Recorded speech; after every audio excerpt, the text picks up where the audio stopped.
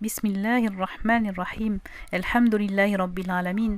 Allahumma salli ala Muhammadin wa ala ashabihi ajma'in. Nous allons profiter d'être encore dans ce Ramadan, dans ce jeûne du mois de Ramadan, où nous ressentons vraiment les effets spirituels du jeûne et les effets du mois béni de Ramadan. Peut-être parce que Allah subhanahu wa ta'ala a ouvert les portes du paradis, a fermé les portes de l'enfer, a enchaîné les shayatines, et donc le monde invisible pour nous est dans un état qui nous permet nous-mêmes de nous élever spirituellement, de nous élever vraiment par rapport à ce que nous sommes habituellement. Nous pouvons en quelque sorte transcender nos habitudes et faire des œuvres d'adoration bien plus que nous le faisons pendant le reste de l'année. Eh bien, c'est le bon moment pour avoir, on peut dire, des bonnes résolutions. Continuer sur cette lancée spirituelle et essayer de s'améliorer, d'améliorer nos adorations, d'améliorer notre état envers Allah, notre état intérieur de piété, notre état moral. Et parmi celles-ci, eh bien, il y a tout simplement le fait de se motiver à continuer à jeûner après le mois de Ramadan avec tous les jeûnes surérogatoires dont notre religion nous a parlé. Alors nous allons ici lister les jeûnes surérogatoires avec un ordre global, on va dire globalement par ordre d'importance, sachant que dans chaque école, il y a un classement. Des fois, il y a certaines divergences sur si tel ou tel jeûne surrogatoire est plus méritoire que tel autre. Donc celui qui veut un ordre vraiment précis, eh bien, qu'il aille voir dans chaque école vraiment l'ordre des jeûnes surrogatoires. Ce qu'il importe ici, c'est de les mentionner tous, de citer les beaux hadiths qui nous montrent les valeurs de ces jeûnes, qui nous montrent quelles récompenses on peut espérer pour se motiver vraiment après ce Ramadan où le jeûne nous est prescrit de façon obligatoire. On a envie, Inch'Allah, de continuer à adorer Allah en faisant plus que l'obligatoire et qu'Allah nous aide à cela. Alors, parmi les jeûnes surrogatoires très importants, il y a le jeûne de Ashura. Le jeûne de Ashura, qui est le 10 du mois de Muharram, le premier mois de l'année musulmane, Muharram, et qui commémore le jour où Allah subhanahu wa ta'ala a délivré Moussa, le prophète Moussa, et s'est ouvert la mer en deux pour les délivrer vraiment du despote Pharaon et de ses gens qui les oppressaient, qui les tuaient. On rapporte dans un hadith chez Al-Bukhari et Muslim, Abu Moussa al-Ashari dit que le jour de Ashura était un jour de fête chez les Juifs. Ainsi, le prophète, sallallahu alayhi wa sallam, a dit « Quant à vous, jeûnez-le ». Donc, il nous a demandé aussi, nous les musulmans, jeûnez-le. Quand les Juifs l'ont informé de l'importance de cet événement, un événement unique dans l'histoire de l'humanité pour tous les croyants, eh bien, quoi de mieux que marquer, commémorer cet événement en jeûnant pour rendre hommage à cet événement et remercier Allah subhanahu wa ta'ala qui a délivré vraiment les croyants qui suivaient le prophète Moussa.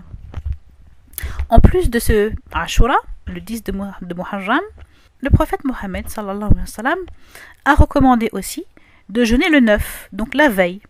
Donc il dit dans un hadith rapporté par Ibn Abbas, « Si je vis jusqu'à l'année prochaine, je jeûnerai le 9e jour. » Donc il est très bon de jeûner si l'on peut les 2 jours. Et en tout cas, pour ce jeûne de Ashura, le prophète Mohammed sallallahu alayhi wa sallam nous a dit « J'escompte qu'Allah en expie l'année précédente. » On espère qu'Allah va nous pardonner tous nos péchés, au moins nos petits péchés de l'année précédente. Un autre jour de jeûne surrogatoire éminent.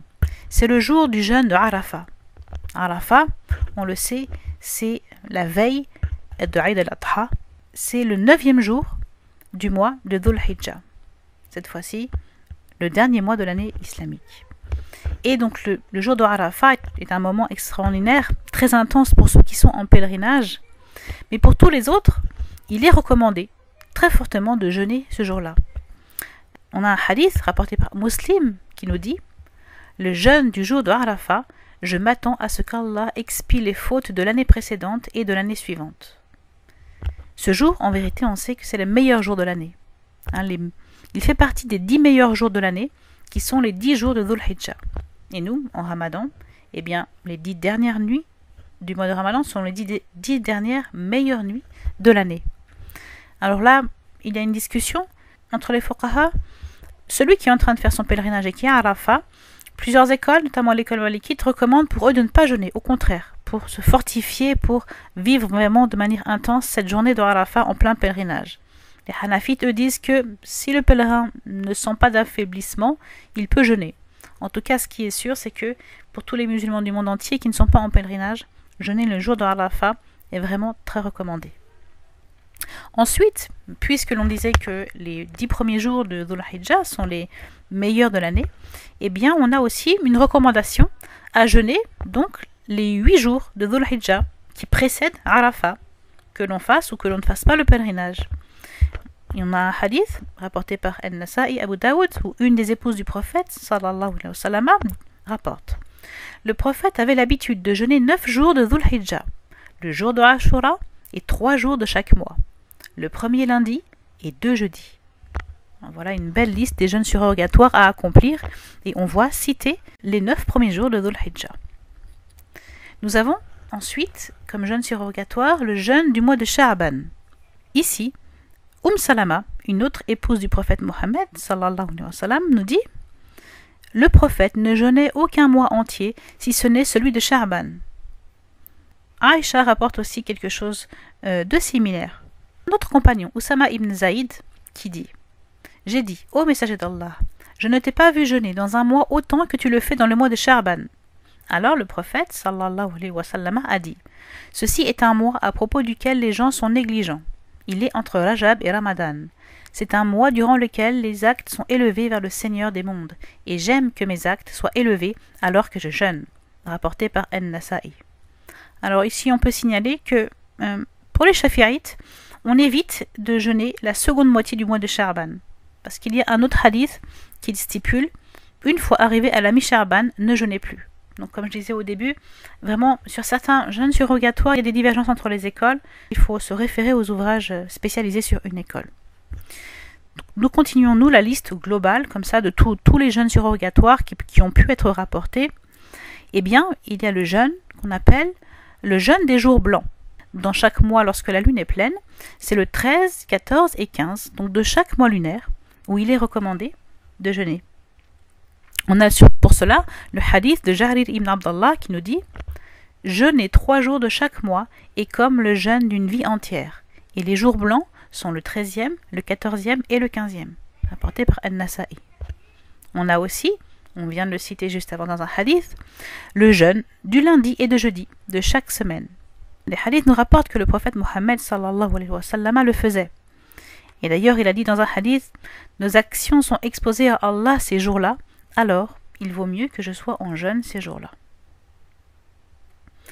Nous avons aussi le jeûne des 6 jours de Shawwal. Peu importe qu'on les jeûne de manière consécutive ou séparée.